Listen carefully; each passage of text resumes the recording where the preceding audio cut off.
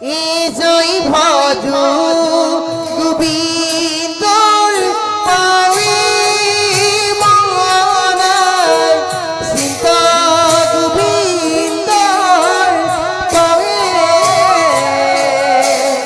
হৰি নাম নলই মনাৰ টিকা কৰে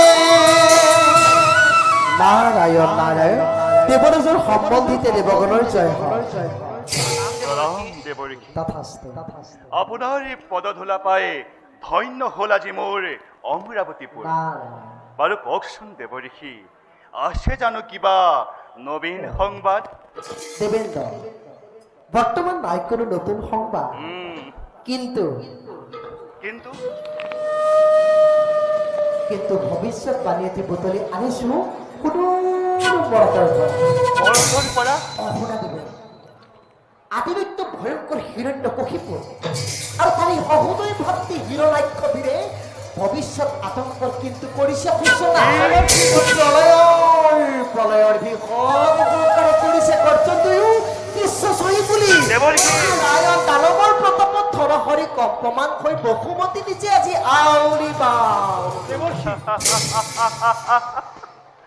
দেৱঋষি, দানৱৰ প্ৰতাপত আজি বসুমতী আই নিজেই আউলি বাউলি।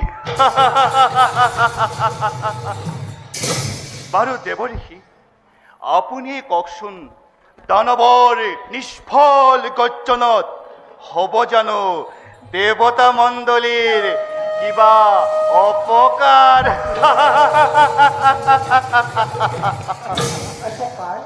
অ দেৱঋষি, দেৱতাৰ অপকাৰ। নাৰায়ণ হাঁহি উঠে শুনি তব মুখৰ বচন। তুমি কৈছা পৰা সহস্ৰ বচন বিশ্বৰ বৰ্ণী হৈ যদি দুই দৈত্যবীৰ বিশ্বৰ বুকুৰ পৰা ৰব জানো অমৰাৱতী ভিন্ন ৰূপলৈ শুনাকেৰা দেৱ পুৰন্দৰ আৰু যত আছে অমৰ মণ্ডলিক স্বৰ্গ মধ্য আকাশ পাতাল যক্ষ দক্ষ নাগ নৰ দেৱগন্ধৰ্ব কিন্নৰ সকলোকে মাথা লক্ষ্য কৰি হৌৱা ভ্ৰমণ বেগেৰে আহিছে হিৰণ্যাক্ষবীৰ। সেইভাবে বিধিৰ মতে অবিলম্বে কৰা প্ৰতিকাৰ নতুন ধ্বংস হব অমৰাৱতীপুৰ। এ ধ্বংস হব আজি স্বৰ্গপুৰ। বিদায় শুনা শুনা পুৰন্দৰ মোহনা বচন। শুনা শুনা শুনা দেৱগণ মোহনা বচন। অভিমুখে গীত নাই কবি শুনা শুনা দেৱগণ মোহনা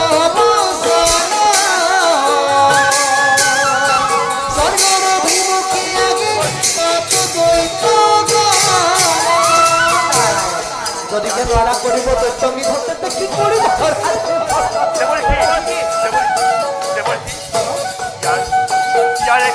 উপায় যাক দেৱঋষি।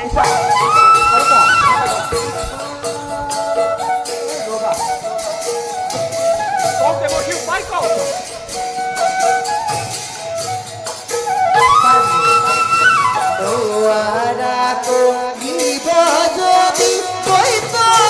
যদি ধৰা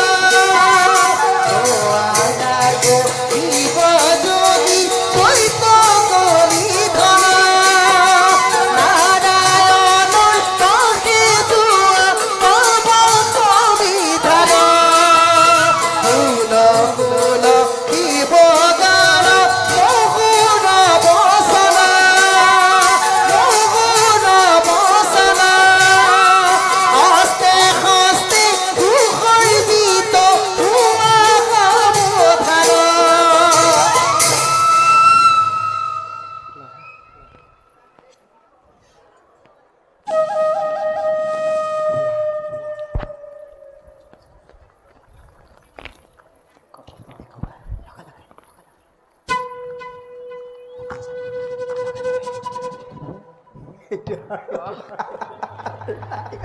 নাৰায়ণ